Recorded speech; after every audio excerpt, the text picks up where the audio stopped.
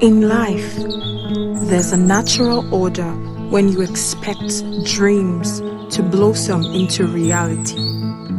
But waiting in line is not our thing.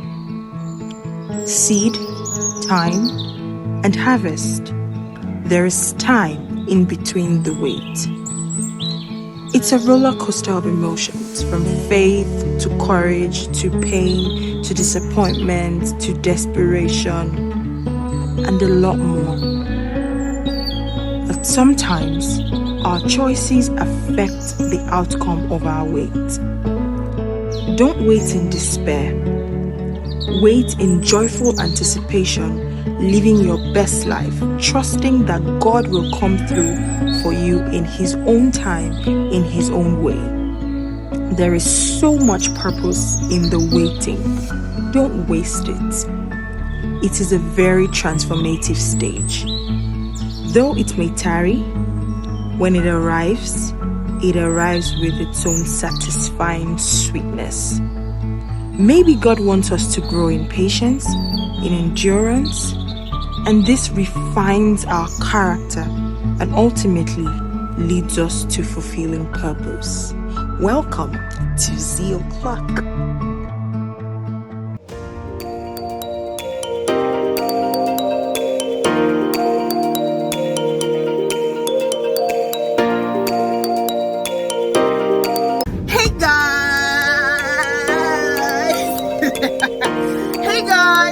Welcome back to Zii O'Clock. Welcome to my YouTube channel.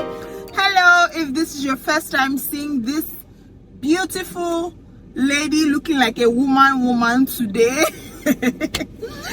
hello, you're welcome. If you're interested in watching videos around motherhood, marriage, relationship, faith, I'm your plug. Just kindly subscribe, hit that subscribe button, and yes, I'm here for you to give you videos that edify and encourage all of these things I've talked about. And if this is not your first time, thank you so much for returning. I hope that you I hope that you enjoy yourselves. I didn't know that I'm looking like a woman today. Like as in like a woman, advanced woman, kind of in her 40s. I mean, I'm no stereotype, but yeah, in the spirit of Ramadan Kareem. So Ramadan Kareem, I don't know if that's how I'm supposed to greet to Ramadan to all my Muslim subscribers. I don't have a lot actually, I think just a few.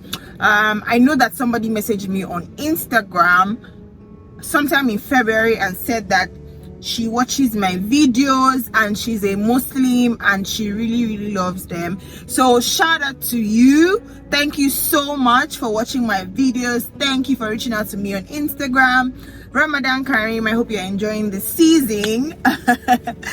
Anyway, I just got back from work. In fact, I don't think it's been up to 10 minutes I got back, but I said that I have to record this video because I know if I step into the house and start to do other things, the day will be over, and it will be very wrong of me to not apologize for just going MIA on you guys for 2 weeks. I think it's been about 2 weeks now. I've not dropped any video, and I did not take any deliberate break or rest. Life just happened, and I'm really sorry about that. I will try my best to not let that happen again, and that's why I'm here. I've not changed from work clothes, and I decided, let me make this video.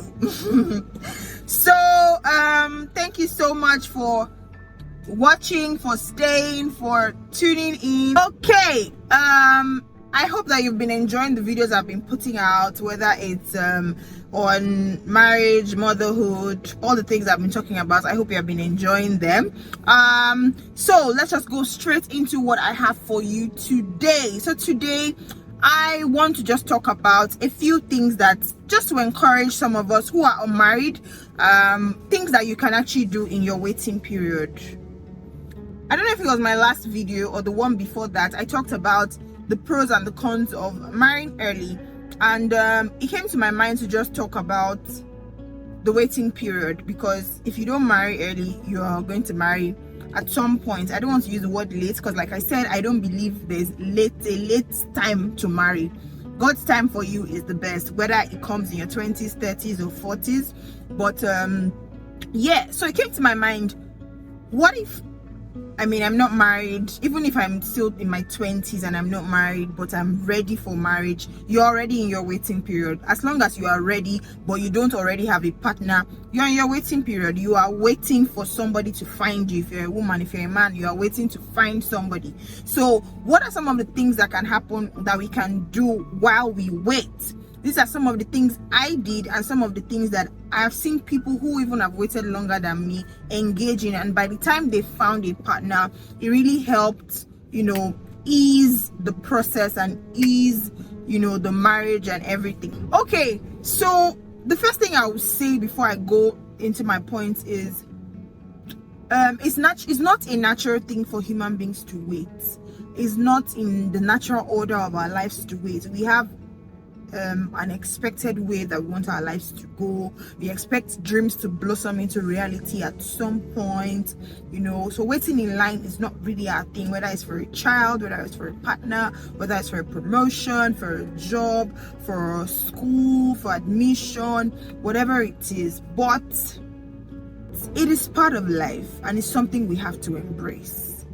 So the first thing I would like to say is that waiting season, the waiting period, is a very, very important season of one's life.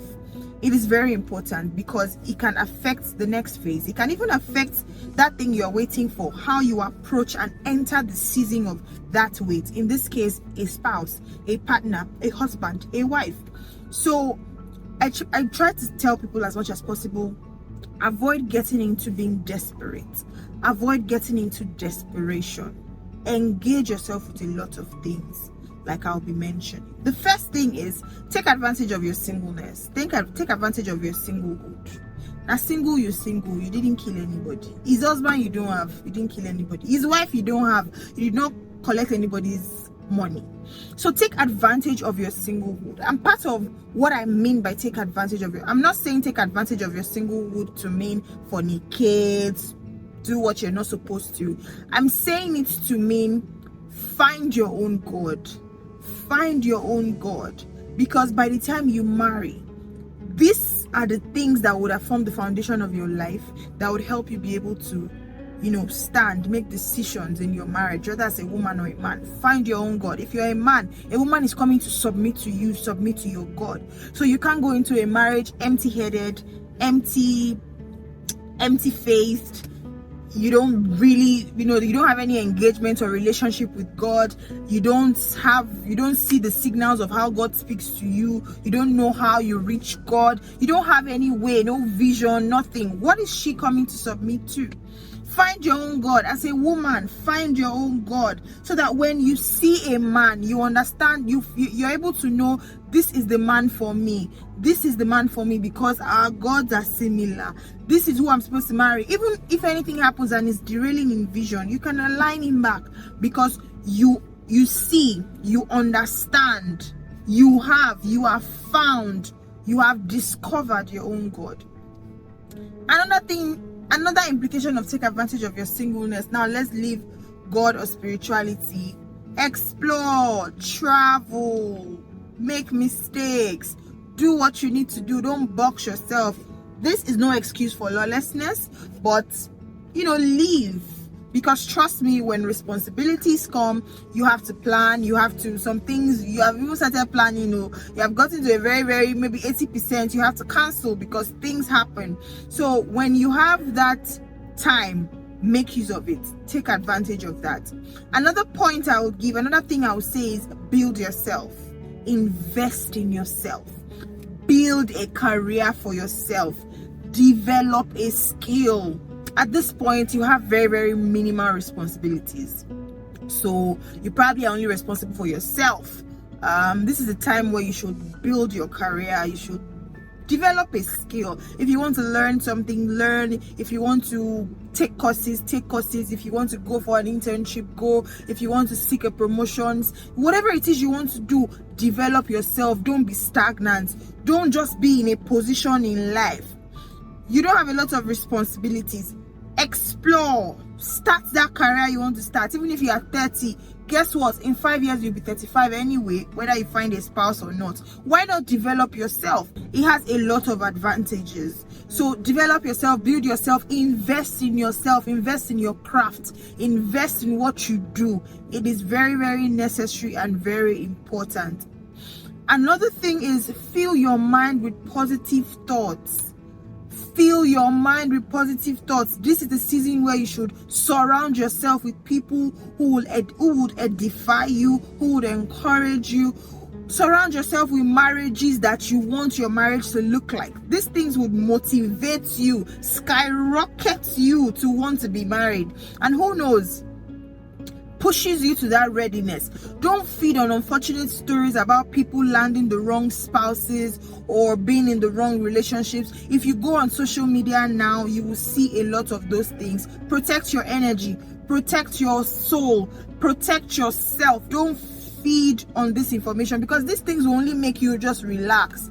It will make you just, well, is it even worth it at the end of the day? Is it necessary? Do I have to? Trust me, there are good marriages out there. There are good homes. There are God-win marriages. There are couple goals. So just look for these people. Surround yourself with this news, this information.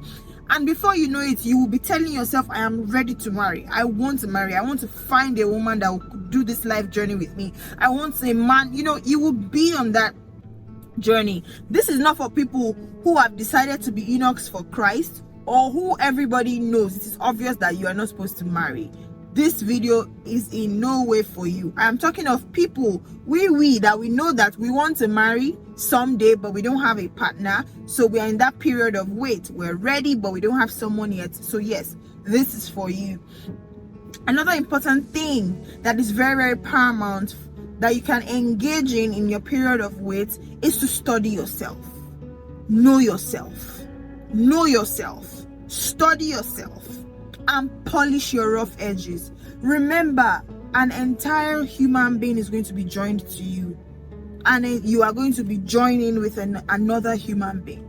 It's important for you to know yourself, so you know what fits into you, what doesn't fit into you. When I posted something recently on my WhatsApp, and I said it is a very mature trait to know that sometimes you can be the toxic person, not the other person. Not every time the other person is wrong. Sometimes it is you. It takes knowing yourself to know that, I was wrong in this situation. So study yourself, know yourself. In your relationship with your siblings, your parents, your friends, your colleagues, you should be studying yourself to know yourself. Oh, I'm hot-tempered. Oh, I'm easily irritated. Oh, I'm this. It helps you know and understand who you can marry and how you can structure your home, so that you are not getting into the marriage and just learning these things. It will reduce rifts, it will reduce issues. Like I said, when you eventually find your spouse or find your partner, it helps you, it buys you all of those times of waiting, because you have skipped all the process of, our first year we fought a lot because we're just finding ourselves. Do you understand what I'm trying to say? So study yourself, know yourself, and polish your rough edges. Polish your rough edges, because when you get into marriage, you're going to be with someone who you have not lived with, most likely. Who you have not lived with, who you have not, spent a better part of your life with. So of course, you don't expect it to be all smooth and rosy, but understanding who you are, what you do, understanding yourself, working on character flaws, behavioral, deficiencies, polishing your rough edges would really, really go a long way. Another thing is practice taking up responsibilities in your life and in various relationships that require consistency and no excuses. I'll say this again. Practice taking up responsibilities in your life and in various relationships that require consistency and no excuses.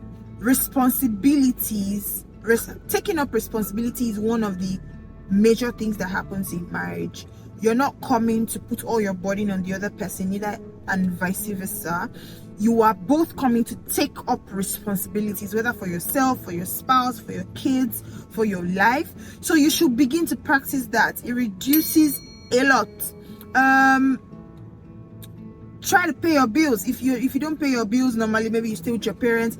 Even if you're not paying house rent or light bills, try to take up little responsibilities in the house. Maybe just take up some form of responsibility. Like I said in my other video, clean up after yourself. If your parents had help, are you going to go into a marriage where you can afford that? Well, if you can, great. If you can't, you have to begin to start to begin to learn to, do all of these things. Apart from maybe manual tasks or chores, taking up responsibility for other people as well, because you will now be responsible for other people. For example, as a woman in my home, I'm the nurturer, I'm the caregiver. I am somewhat responsible for my husband and my daughter. So that responsibility is on me. If it will become a burden or load or stress if it's not something that I was used to before. Same thing for a man. You have a woman joining herself to you, and probably you're going to bring kids. You'll be responsible for not just their day-to-day living, but their future. The future of your kids, you'll be responsible for it. And I'm sure nobody wants to jeopardize or throw somebody's entire life decisions and future because of your lack of ability to be responsible. So take up responsibilities. The committed relationships in your life, whether it's your siblings, your parents, people that you have consistent relationships with, take up responsibilities in their lives, whether it's to check up on them, is to whatever it is. It really, really helps. And by the time you marry, all these things will not be new. You have been practicing it. Of course, it's in a different context, but it's the same thing. Another thing is love yourself. Love yourself and take proper care of yourself. Love yourself and take proper care of yourself, because there's a lot of giving in marriage. For example, I'm a mother. I'm in that phase where I'm sacrificing, I'm doing this. Sorry, cut that out. Cut all that point out. I'll do it again. Another very practical thing to do while you wait for a spouse is take care of yourself. Love yourself. Take care of yourself. This is even something that I recently heard in church, so it resonates. Take care of yourself. Love yourself. Take care of your health. Take care of your skin. Take care of your body. Take care of your mind. Take care of your spirit. You can take care of all these different parts of your body in very different ways. Maybe I'll do a video about how you can care for your spirit, soul, and body. I'll do a video on it maybe sometime. Ways you can care for your spirit, ways you can care for your soul, ways you can care for your body. Because no matter how spiritual you are as a woman, for example, you know God, you fear God, you are serving God, you are a driven career woman, you are a homemaker. If men, most times they are objects of sight. What they see is what they are attracted to. If your face is wrinkled, squeezed, you don't dress well, you don't take care of yourself, the man will not be attracted to you. All your spirituality is in your pocket. So take care of yourself, dress well, be neat, take care of your skin, take care of your health. That might be the first thing that would attract someone to you before they now start to find out all the depth and all the other things that is to you. Otherwise, you might just be praying in vain. Same thing for a man. Use your spray, cut your hair, trim your beards, dress nicely, be decent. Don't just be a loud talker or rude person. All these are taking care of yourself. Rest well, because there might be a lot of sacrifices in marriage, so rest all the rest you can rest at. Don't mind me. This is not me saying that in marriage all you do is walk. No. You there's fun, it's beautiful, but take good care of yourself before you marry. Another thing is, I think I mentioned before, develop a skill, develop your character as well. Develop your character, because marriage will test the fruit of the spirit in you, will test your spirituality, will test your knowing God, will test your omoluabi and all that stuff. So develop your character, work on it. The things that people have told you that you need to deal with it. Trust me, the flaws that you have as a single person, when you get married, they will only be amplified. It's not going to cover it or change it. It would only amplify. So work on it, deal with yourself, change as much as you can. Of course, nobody's saying walk into the marriage a perfect person. We can never be perfect, but we can work on things that we can work on. And the last point I will give, because I've spent a lot of time, the last point I will give is try to be financially stable. Try to be financially stable. It is very important. No matter how much of the God you have, the God you know, you are going to actually pay real bills. You are going to feed people's mouth. You are going to do stuff, and you need money for that. This is not removing the place of faith, but like the Bible says, faith without works is death. So it's dead rather. So yes, have the faith, but you should also be working towards building your bank account. And I would direct this specifically to the women, woman to woman. This is me talking to you, young ladies, young girls, women. Have something that you are doing. If you are educated, get a job. If you have a craft, put your craft out there. Have something that is bringing you income, even if it's just income enough to take care of yourself. Have that. Your man would respect you. You would have a say. You would have a voice. You can be called to the table to discuss. But when you don't have anything to bring to the table, especially financially, you might not be able to make decisions in the home, especially as touching finance. Now, this is not cast in stone. Different homes, different marriages, different families have what works for them. Your man and you might decide that you should stay in the house and take care of the kids while your man does all the providing. If it works for you, perfect. But generally, as a growing woman you have reached the marriageable age, you're an adult, you have learned a skill, you have gone to school, use this certificate, use this skill, work. Apart from making money, it develops a lot of other aspects of your life that are very necessary even in your marriage. I'm directing this to the women because the natural stereotype is men have it in their head that they have to work, they have to make money because they have to provide. So that's not, I won't overemphasize that. That's why I'm saying this to the women. But either way, man or woman, please have some form of financial stability. Prayer without work will not do anything. You're going to bring a woman into the home and you're not going to feed her with prayers. You're not going to feed her with declarations. You have to feed her with food. And as a woman, you would have kids. It's not every time you want to get stuff for your kids you call your husband. You can just bring out your money and do it. Do you understand? But if you don't have anything you are doing, it will not be Sean Sang. Okay, so I hope this has encouraged someone who is in that waiting period or waiting phase or waiting stage and is confused as to, instead of just waiting for a husband, what else can I do? You can do all of these things. Develop yourself, invest in yourself, work on your character, find something to do, take responsibility. All of these will definitely help when you get married, and it's to fasten the process in the marriage. So I hope you have learned something. Let me know what you learned in the comment section. Which point hit you? Which point are you going with and saying, oh, this I'm going to start to do? Don't forget to subscribe, don't forget to like, don't forget to share this video, and see you next week. Bye.